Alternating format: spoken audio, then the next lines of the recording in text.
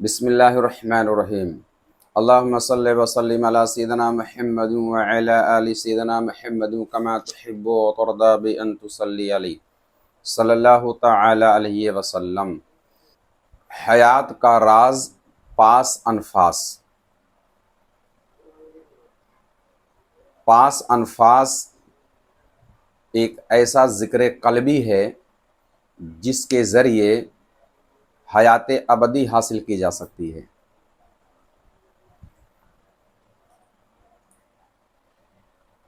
ذکر اقطاب ہو یا ذکر پاس انفاس، دونوں سانسوں کے ذریعے کیا جاتا ہے۔ دونوں مختلف طریقے ہیں۔ اب پاس انفاس جو ہے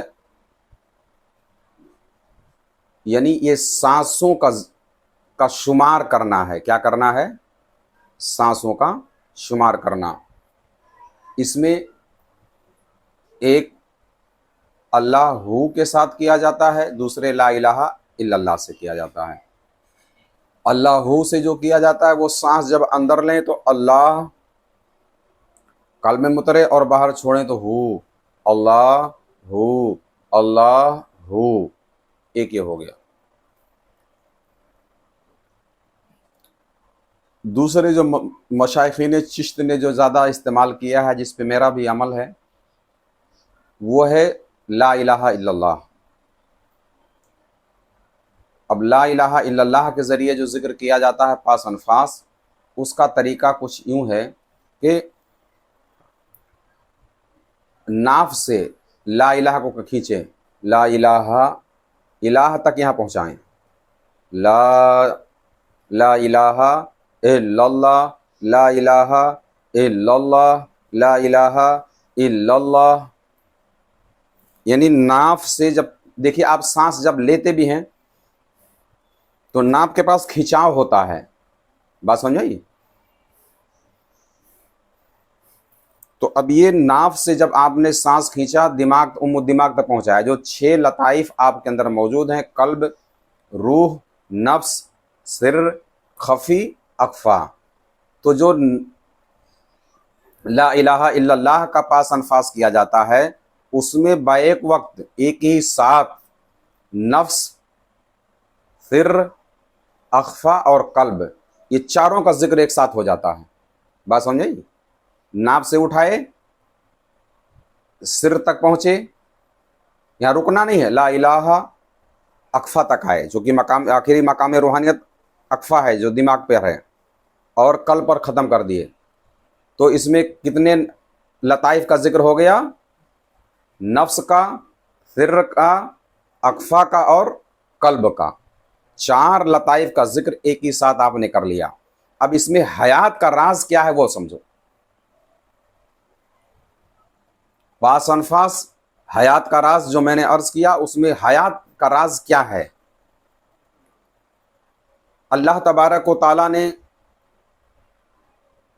اس دنیا میں آنے سے پہلے ماں کے پیٹ میں قرار پاتا ہے۔ جب حمل قرار پاتا ہے تو شکم مادر کے اندر، ماں کے پیٹ کے اندر وہ قرار پاتا ہے، وہاں ٹھہرتا ہے۔ اور جب بچہ نطفے کی شکل پہلے خون کی بنتی ہے، ٹھیک ہے، پہلا نطفہ جو خون کے لوتھڑے کی طرح، اس کے بعد جب اس کا جسم بننا شروع ہوتا ہے تو سمجھنے کی بات یہ ہے کہ دنیا میں رہ کر ہم لوگ کھاتے ہیں، پیتے ہیں، سوتے ہیں، ساری چیزیں کرتے ہیں، تو کیا اس زندگی میں بھی بندہ کچھ کھاتا پیتا ہے؟ اور اگر بچے کے جسم میں کچھ نہیں جاتا ہے تو زندہ کیسے رہتا ہے؟ بات سمجھ آئی؟ بھائی ماں کے پیٹ میں بچہ ہے تو اس کو کچھ کھانے کو ملتا ہے کہ نہیں ملتا ہے؟ ہاں ملتا ہے، بالکل ملتا ہے، ساری غذائیت اس کو ملتی ہے۔ ماں جو کھاتی ہے اس کے سارے وٹامن کی شکل میں ساری چیزیں اس کے اندر داخل ہوتی ہے۔ تو وہ داخل کیسے ہوتی ہے؟ جب بچہ پیدا ہوتا تو آپ نے دیکھا ہوگا کہ جس کو ناف کہتے ہیں، ناف، جب بچہ ماں کے پیٹ میں رہتا ہے تو اس کے اندر ساری غذائیں یعنی جب وہ حمل ماں کے پیٹ میں ہے، حمل میں ہے، تو اس کی حیات کا راستہ وہ ناف ہے، جو آج ہمارے لیے مقام نفس ہے۔ اسی نفس کے راستے سے ہی اس کی حیات جو 9 مہینے کی یا 8 مہینے کی ہوتی ہے وہ برقرار رہتی ہے۔ تو پتہ یہ چلا، راز اس میں یہ ہے کہ جب عالم ارواح سے اللہ تبارک و تعالیٰ کے حکم سے باپ کے پشت میں آیا، باپ کے پشت کے بعد جب ماں کے شکم میں قرار پایا، تو یہاں قرار پانے کے بعد اس کو اب حیات اگر دی جا رہی ہے، اس کو زندگی اگر دی جا رہی ہے، اس کی ضروریات پوری کی جا رہی ہے، اس کے جسم کی توانا ہونے کے لیے، اس کو باقی رکھنے کے لیے، تو کس کے راستے؟ ناف کے ذریعے۔ اب وہ ناف کے ہی ذریعے ساری غذائیں، سارے وٹامنز جو بھی ضرورت ہوتی ہے بندے کو ملتی ہے، بچے کو ملتی ہے۔ اگر وہ ناف نہ رہے تو بچہ نہیں جی سکتا، وہ کچھ پائے گا ہی نہیں۔ تو جب بچہ ماں کے پیٹ میں رہتا ہے تو ساری غذائیں اس کے توانا ہونے کے لیے، اس کے تندرست ہونے کے لیے جو جو چیزیں ضروری ہے اسی راستے سے اس کے جسم میں داخل ہوتی ہیں۔ اب جب دنیا میں وہ آیا تو اس کے بعد اس راستے کو بند کر دیا جاتا ہے۔ کیا کر دیا جاتا ہے؟ بند کر دیا جاتا ہے۔ لیکن اللہ والے صوفیہ، بارگاہ الہی کے مقربین نے اس پر غور کیا کہ جب ماں کے پیٹ میں تھے تو ہر غذا تو ہم نے لیا، مگر منہ سے نہیں، مگر وہ منہ سے نہیں، کس کے ذریعے؟ ناف کے ذریعے۔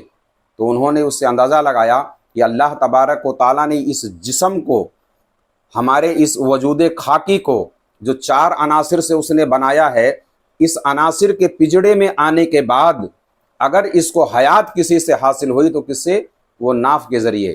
تو پتہ یہ چلا کہ آپ کے جسم کے اندر حیات کا ایک راز ہے، وہ نفس ہے آپ کا۔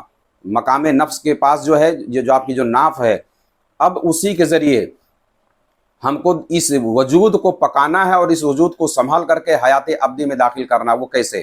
جب آپ سانس لیتے ہو، لا الہ، نہیں ہے کوئی، لا الہ الا اللہ، نہیں ہے کوئی مگر اللہ، تو کلمہ پاک کا آدھا حصہ نفی ہے، یہ فنا ہے، اور آدھا حصہ اثبات ہے، وہ بقا ہے۔ یعنی کلمہ طیب کا آدھا حصہ فنا ہے اور آدھا بقا ہے۔ یعنی فنا اور بقا دونوں اسی کلمے کا دو حصے ہیں، آدھا فنا کی طرف اور آدھا بقا کی طرف۔ تو جب ہم اپنے سانس کو لیں فاس انفاس کے ذریعے تو یہ خیال کریں کہ ایک حیات کا راز نور کی شکل میں یہاں سے داخل ہوتا ہے۔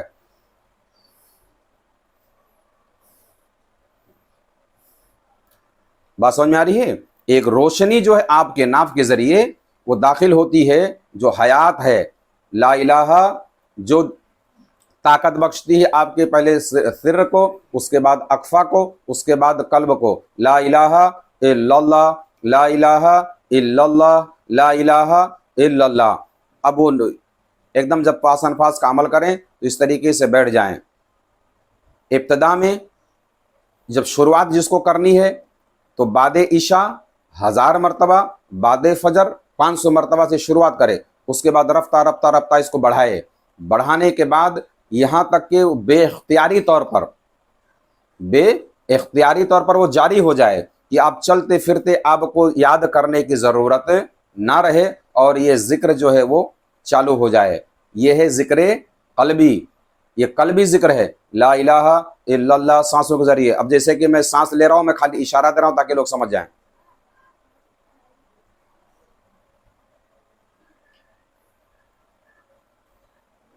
یعنی حیات کی روشنی آئی اور ہمارے اندر داخل ہوئی، اور قلب پہ ہم نے اس کو چھوڑ دیا، لا الہ الا اللہ، لا الہ الا اللہ۔ اللہ تبارک و تعالیٰ کی بارگاہ میں دعا ہے کہ پاس انفاس کے ذریعے پروردگار عالم اس ذکر کو زیادہ سے زیادہ کرنے کی توفیق عطا فرمائے۔ کوئی بھی سانس ہماری خالی نہ جائے، ہر سانس میں اللہ تبارک و تعالیٰ کو یاد کریں۔ میدان حشر میں یہ سوال کیا جائے گا کہ بندے تو نے اپنی سانسیں کیسی گزاری؟ تو جب بندہ اگر پاس انفاس کا عمل کرتا ہوگا تو عرض کرے گا، مولا کریم میں نے آدھی سانس میں لا الہ اور آدھی میں الا اللہ، یعنی ایک سانس جب ہم نے لیا تو اس کو تیری بارگاہ میں تیری یاد، تجھ کو یاد کرتے ہوئے میں نے ایک ایک سانسیں لی. ایک سانس بھی اللہ سے غافل نہیں ہونا چاہیے. سانس جب کھینچیں تو لا الہ الا اللہ، لا الہ الا اللہ. اب جب اس پہ آپ کا مدام ہو جائے گا تو چلتے پھرتے بے اختیاری طور پر آپ سے یہ جاری ہو جائے گا. اللہ تبارک و تعالی ہم سب کے اس وجود خاکی کو حیات ابدی میں تبدیل فرمائے. آمین ثم آمین برحمتک یا ارحم الراحمین.